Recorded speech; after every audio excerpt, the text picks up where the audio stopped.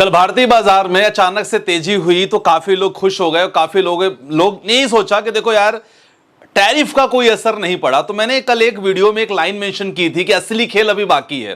तो जी हां, असली खेल आज वो दिख गया है और काफी लोग, इनफैक्ट जनता जनार्दन, आप लोगों के कमेंट्स लगातार आए थे और काफी लोग का यही कहना था कि संदीप भाई असली खेल अभी बाकी है, जो आज बाजार में दिख रहा है। और एक्चुअल में बाजार की यही परीक्षा थी जिसमें अभी तक बाजार फेल हो रहा है। तो इसके बीच में काफी बड़े बड़े लोग, ट्रम्प भी बीच में आके क्या कहते हैं कि भाई इंडियन इकोनॉमी डेड हो चुकी है, इंडियन इकोनॉमी खत्म हो चुकी है। तो ऐसे में जितने इन्वेस्टर हैं सबके मन में यही क्वेश्चन आ रहा है कि क्या रियल में भारतीय अर्थव्यवस्था खत्म हो चुकी है? क्या वो तेजपन नहीं है जो अमेरिकी अर्थव्यवस्था में है, जो चाइनीज अर्थव्यवस्था में है, क्या उनसे भी हम लोग नीचे जा चुके हैं? इस पे कंप्लीट एनालिसिस करने वाला हूं मैं, so that as a investor आपके मन में जो भी डाउट हो रहा हो कि भाई आज डेफिनेटली आपका शेयर डाउन है, डेफिनेटली हो सकता है जो लोग नए हैं उनका म्यूचुअल फंड भी डाउन होगा। तो क्योंकि ये सब खबर सुनने के बाद ना थोड़ा मेंटल लेवल हमारा डाउन हो जाता है, इन्वेस्टमेंट को लेकर हमको लगता है कि भाई छोड़ दें, कोई मतलब नहीं है। लेकिन आज की वीडियो देखने के बाद मैं सच बता रहा हूं, वीडियो पूरी देखोगे ना आपको कंप्लीट नॉलेज होने वाला है कि रीजन क्या हो रहा है, मार्केट में जो फॉल हो रहा है उसका रीजन क्या हो रहा है, और अर्थव्यवस्था को लेकर जो बीच में ट्रंप ने बोला है कि भाई खत्म हो चुका है, क्या सचमुच मर चुकी है? क्योंकि उन्होंने वर्ड यूज किया है। कल उन्होंने स्टेटमेंट दिया कि भाई रशिया और भारत दोनों की अर्थव्यवस्था खत्म हो चुकी है और मुझे नहीं मालूम दोनों आपस में दोस्ती में क्या कर रहे हैं। तो वही कहते हैं ना, बौखलाई जो बिल्ली होती है ना खंबे नोचती है, तो वही हाल इनका इस समय कहानी चल रही है। लेकिन भाई साहब आप गलत हो गए इसमें, जो आपने कह दिया ना कि डेड इकोनॉमी, इसमें थोड़े से गलत हो गए। इसको लेके हम बात करेंगे। तो बहुत कुछ कंप्लीट पिटारा है यार, क्वार्टर वन के रिजल्ट भी डिस्कस करने वाले हैं, आपका पोर्टफोलियो हेल्थ चेकअप भी करने वाले हैं, और सबसे इंपॉर्टेंट है एज ए इन्वेस्टर क्या करना है। क्योंकि आपको पता है थंबनेल में नहीं लिख सकते बहुत कुछ मैं, इसीलिए कंप्लीट पैकेज वीडियो के अंदर रहता है। ठीक है, सबसे पहले इंपॉर्टेंट है नया नाटक। भाई साहब नया नाटक क्या है? खुशियानी बिल्ली खंबा नोचे। नया नाटक यह है कि अभी तक भारत पे टैरिफ 1 अगस्त से स्टार्ट होने वाला था, लेकिन ट्रंप ने क्या बोला कि भाई 1 अगस्त नहीं 7 दिन आपको और मोहलत देते हैं। अरे भैया क्यों मोहलत दे रहे हो यार? हमारी कंडीशन ऑलरेडी क्लियर थी कि हमें क्या करना है। ठीक है, लेकिन तो भी आप 7 दिन का मोहलत दे रहे हो। कहीं ना कहीं आपके मन में है कि हो सकता है कि हम झुक जाएं, भारतीय यहां झुक जाएं, और झुकने के बाद जो लगातार जो टैरिफ जो डील है, एग्रीमेंट डील है, जिसमें हम लोग एग्रीकल्चर और डेयरी प्रोडक्ट्स को लेकर हम कोशिश कर रहे हैं कि भाई अपने कब्जे में रहे, वो आपको हम दे दें मैक्सिमम पार्ट। तो फिलहाल देखते हैं 7 दिन तक अभी एप्लीकेबल नहीं है। और जब ये चीज रहती है, अगेन बाजार में जो अनसर्टेनिटी है वो लगातार चालू है। लेकिन इकोनॉमिक जो स्थिति की बात करते हैं ना, कंपेरिजन बहुत जरूरी है।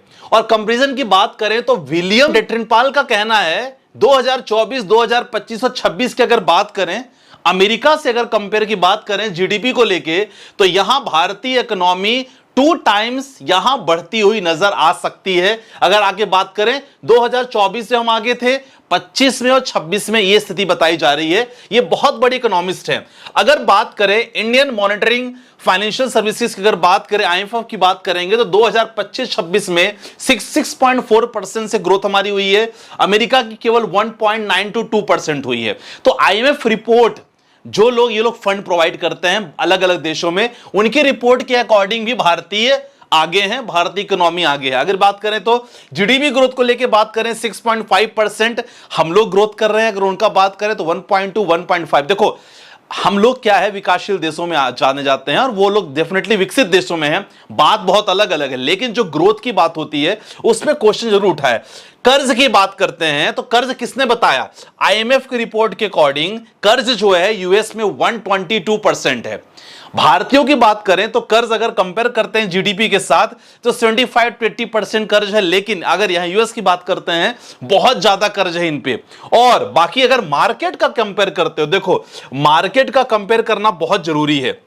मैं अगर बात करूं निफ्टी की, ठीक है ना, निफ्टी 50 अगर बात करते हैं इंडिया के टॉप 50 कंपनी, क्योंकि काफी लोग का मन भी होता है ना कि भाई इससे अच्छा बेटर है चाइनीज मार्केट में निवेश करें, इससे अच्छा बेटर है यूएस के मार्केट में निवेश करें। मन में डाउट होता है? अगर हां तो कमेंट में मेंशन करना। चलो इस डाउट का समाधान ढूंढने की कोशिश करते हैं। इंडियन इकोनॉमी की अगर बात करें, देखो इंडियन निफ्टी 50 में अगर आप 5 साल तक निवेश करते हो, पिछला 5 साल लगभग 121% का रिटर्न दिखा रहा है। किसमें? भारतीय निफ्टी 50 इंडिया के टॉप 50 कंपनी।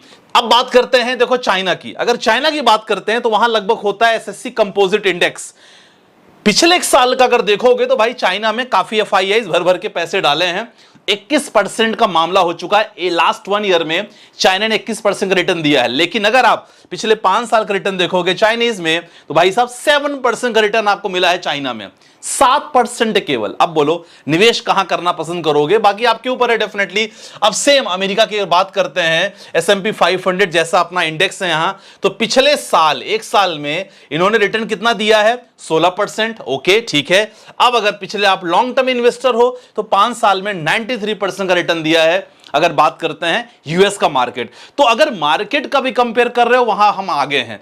तो देखो यहां सामने वाला थोड़ा सा ना क्या होता है, बौखला नहीं जाता, लोग बौखला जाते हैं कि भाई मैं इतना बड़ा आदमी, मैं माइटेस्ट कंट्री का प्रेसिडेंट हूं और आप मेरी बात नहीं समझ रहे हो। तो यहां कुछ भी हो सकता है। देखो बाकी इन्वेस्टमेंट करना वो तो हमारे आपके ऊपर है ना कि हम कहां निवेश कर रहे हैं। तो सबसे बड़ा रीजन ये है फिलहाल। और भारतीय बाजार की अगर बात करें, जी हां गिरावट का सिलसिला जरूर जारी है। और मैं आपसे यही कह रहा था कि असली खेल अभी बाकी है। कल जो काफी लोग खुश हो गए थे कि नहीं नहीं अब यहां से हम रॉकेट होंगे, तो मुझे डाउट लग रहा था। और उसका असर, टैरिफ का असर एक्चुअल में आज से स्टार्ट हुआ है दिखना। अब देख सकते हैं मार्केट में गिरावट। और जब मैं कल इस लेवल की बात कर रहा था 24,800, उस लेवल को भारतीय बाजार ने तोड़ दिया, 24,565 पे आ गए हैं। अब यहां से सबसे इंपॉर्टेंट है, अगर आप निफ्टी के रेंज देखोगे, ऑलरेडी मैंने देख लिया है, तो 24,600 देखा जाए तो 24,600 पहला रेजिस्टेंस रहेगा, 650 और 700। और अगर सपोर्ट की बात करें तो 24,500 एक इंपॉर्टेंट सपोर्ट है।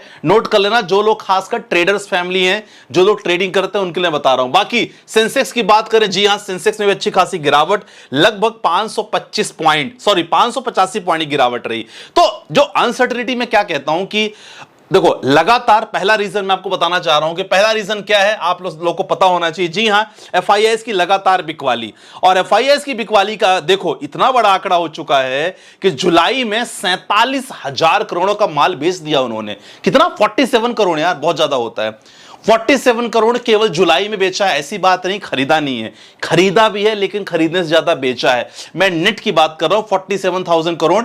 वहीं अगर बात करें म्यूचुअल फंड्स ने मार्केट को संभाला है, 60,000 करोड़ जो घरेलू फंड्स हैं। सेम अगर पिछले आप देखोगे पिछले महीनों का आंकड़ा, तो पिछले महीने में FIIs are very active, positive थे वो। लेकिन इस महीने जस्ट बिकॉज ऑफ टैरिफ थोड़ा सा कंफ्यूजन में है कि हम पैसे कब डालें। क्योंकि अगर जब तक इनके तरफ से देखो 1 तारीख एक ऐसी डेट हो गई थी कि चलो सब कुछ ओके था, वापस आप पलट गए यार। अब बोलो नहीं 7 तारीख तक देखेंगे, कुछ कह नहीं सकता ये बंदा करना क्या चाहता है। हो सकता है कल न्यूज आ जाए बोले भाई साहब हम ट्रेड डील को रेडी हो चुके हैं भारत से, कुछ भी हो सकता है।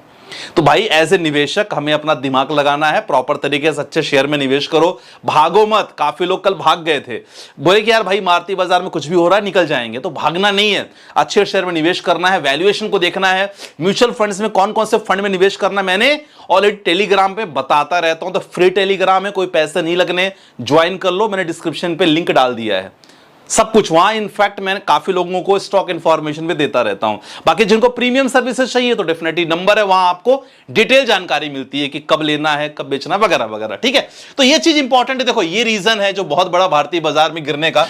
बाकी आप इंडेक्स की बात करो ना यार, तो इंडेक्स में केवल एक ऐसा सेक्टर था, वो है एफएमसीजी। एफएमसीजी के अलावा जितने भी सेक्टर है सब में गिरावट आपको देखने को मिली है।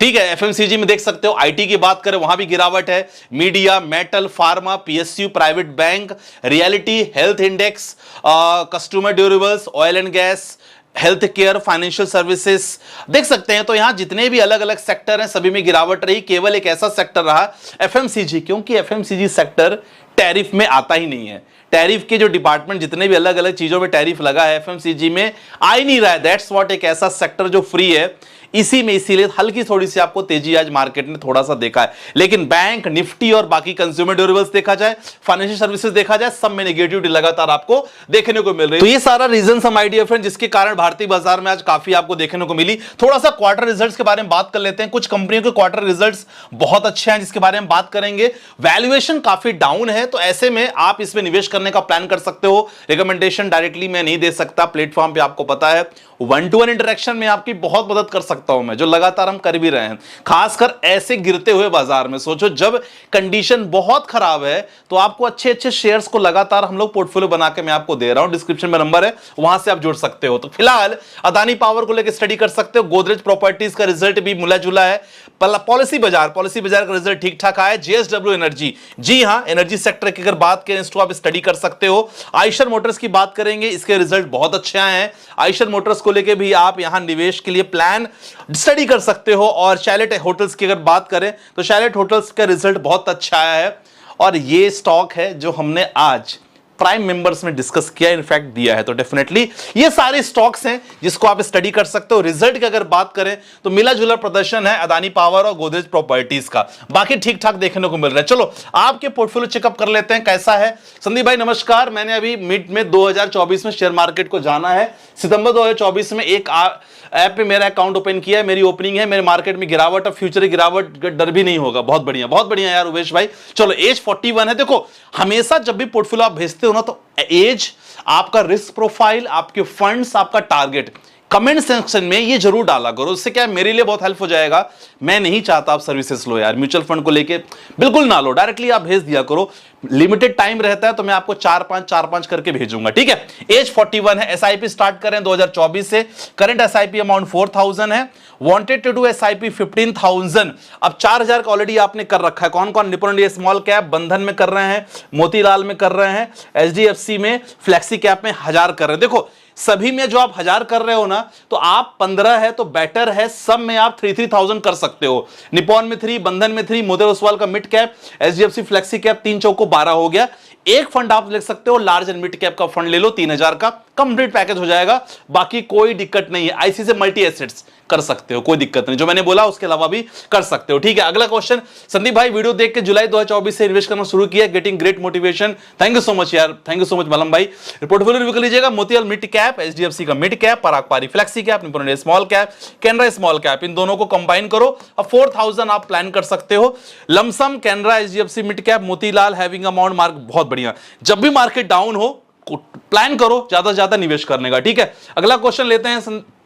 मुझे जीवन भर यही दुख रहेगा कि मैंने कोरोना काल में निवेश क्यों नहीं किया। देखो यार ये अच्छी बात है, वो तो हो चुका ना, पास था। अब इस समय निवेश नहीं करोगे तो आने वाले 5 साल बाद पता है क्या बोलोगे, यार मुझे बहुत दुख था, ट्रंप उटपटांग हरकतें कर रहे थे तब मैंने निवेश नहीं किया बाजार में। तो देखो अपॉर्चुनिटी जब भी आए ना, मौका है निवेश करने का, बाकी तो ये चलता रहेगा। अगला क्वेश्चन है कॉन्ट्रा फंड में,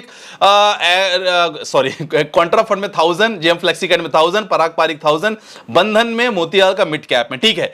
आपने पराग पारी फ्लेक्सी लिया, जेएम फ्लेक्सी लिया, दोनों में से एक रखो, पराग पारी का रख लो, 2000 यहां प्लान कर लो, बंधन स्मॉल कैप, मिड कैप में मोतीलाल का मिड कैप, बाकी बढ़िया परफेक्ट है, चलने दो, ठीक है my dear friends. Overall condition यही है कि भाई as a investor mutual fund में लगातार निवेश करते रहो, स्टॉक्स में एवरेजिंग करते रहो, अच्छे स्टॉक्स में। बाकी स्टॉक्स रिलेटेड और ट्रेडिंग रिलेटेड और क्रिप्टो रिलेटेड कोई भी आपको सर्विसेज लेना है, डिस्क्रिप्शन पे नंबर है जहां लगातार आपको मदद की जाएगी। सो आज की वीडियो में बस इतना ही। आपको क्या लगता है भाई साहब, कंडीशन क्या हो सकती है? अपने वैल्यूएबल कमेंट्स जरूर मेंशन करना, और क्या लगता है आपको, क्या सचमुच इकोनॉमी डेड हो चुकी है, इसके बारे में भी आप जरूर मेंशन कर देना। देखते हैं शानदार कमेंट्स किसके मिलते हैं, ठीक है। मिलते हैं के साथ, बाय बाय, टेक केयर, जय हिंद गाइस।